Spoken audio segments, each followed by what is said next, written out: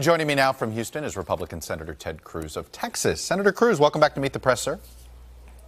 Chuck, always good to be with you. Let me start with the fact that you're in Houston and not here. And you're not the only one. I'll have Senator Kaine on. He's coming to me from Richmond and not here. Why isn't the United States Senate here, sir?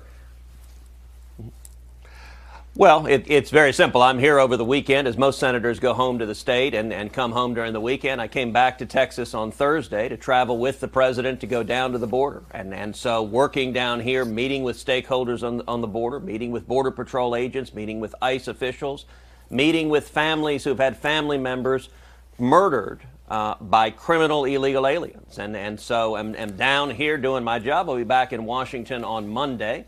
I hope on Monday what we'll see is finally Washington coming together and opening up the government. What that's going to take is for the Democrats to move off the position that they've been taking so far of no compromise, no movement. Their extreme position they've got to be willing to give in on. Does the president, though, need to move? He hasn't moved at all publicly, and it's not clear what the offers are it's other than concrete to steel. Chuck, that's actually not accurate. The president has said over and over again, I've been in the room when he said it, that he's more than willing to compromise. He's more than willing to meet in the middle. The reason we have a shutdown is, let's go back to December. In December, the then Republican House passed funding for the entire federal government. It included $5.7 billion for an additional 234 miles of steel barrier. When it got to the Senate, Chuck Schumer and the Democrats filibustered that bill. Every Democrat said, no, we will not allow the government to be funded so long as they're building even a single mile of barrier. That's why we have a shutdown, and that's not a reasonable position. And the president's position has been he's perfectly happy to negotiate, to compromise. Yeah. He said many times, doesn't have to be $5.7 billion. He could find some other number, but the Democrats have said no. The only thing they're willing to consider is 0, 0, 0. That is not reasonable, and that's why we have a shutdown. Senator, you yourself, I think in 2017, you were lamenting the fact that here you had all Republican control of the House, the Senate, and the White House, and things weren't moving very quickly. He didn't make his case for a wall. He didn't plow the field over those 2 years to try to make this work, and he tried to jam it in at the last minute. Isn't this on the president for his lack of being able to get congressional Republicans to come together much earlier? I don't think that's true at all. I don't think it's the president's fault that Chuck Schumer and Nancy Pelosi and the Democrats are being political.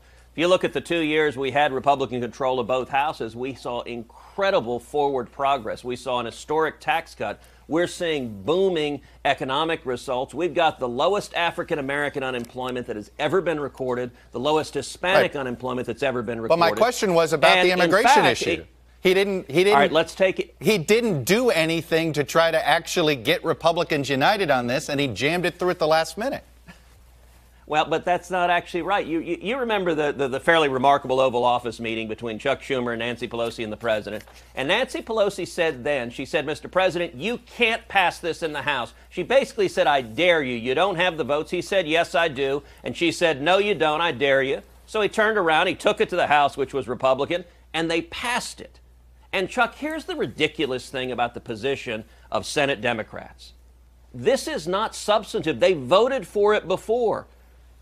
Chuck Schumer and every single Democrat in the Senate in 2013 voted for 350 miles of additional border fencing and border security. Yeah. They've now shut the government down on 234 miles. And so I think an awful lot of people are asking, well, if you voted for 350 miles, why would you force a shutdown on 234? That is not reasonable. And the president remains willing to come together and compromise.